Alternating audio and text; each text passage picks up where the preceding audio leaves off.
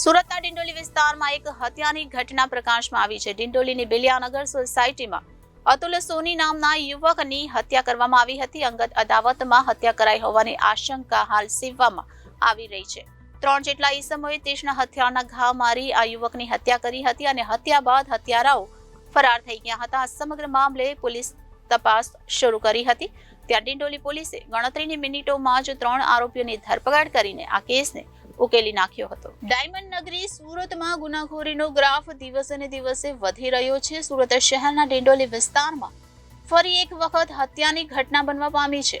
અંગત અદાવતમાં અતુલ સોની નામના યુવકની હથિયારો વડે હત્યા કરીને હત્યારા ફરાર થઈ જવાની ફિરાકમાં હતા। ત્યાં ડિંડોલી પોલીસે ગણતરીની મિનિટોમાં જ 3 આરોપીઓની ધરપકડ કરીને કેસને ઉકેલી નાખ્યો હતો। સુરતના નવાગામ બિલિયાનગર સોસાયટીમાં હત્યાની ઘટના બનતા ચકચાર મચી ગઈ હતી। અતુલ સોની નામના યુવકની ઘાતકી હત્યા કરી દેવામાં આવતા ચકચાર મચી ગઈ હતી અને નાસભાગ મચી જવા પામી હતી।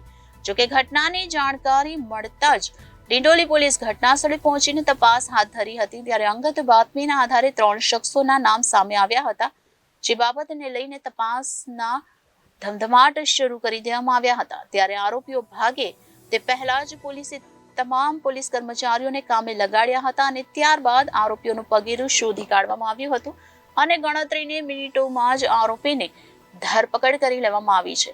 આમ ડિંડોલીની બિલિયાનગર સોસાયટીમાં અતુલ સોની નામના યુવકની હત્યા મામલે અંગત અદાવતમાં હત્યા કરાઈ હોવાની આશંકા સેવાઈ હતી અને 3 જેટલા ઈસમોને તીક્ષ્ણ હથિયારના ઘા મારી આ યુવકની હત્યા કરી હતી। ત્યારબાદ હત્યારાઓ ફરાર થઈ ગયા હતા। આ સમગ્ર મામલે પોલીસે આગળની વધુ કાર્યવાહી હાથ ધરી છે।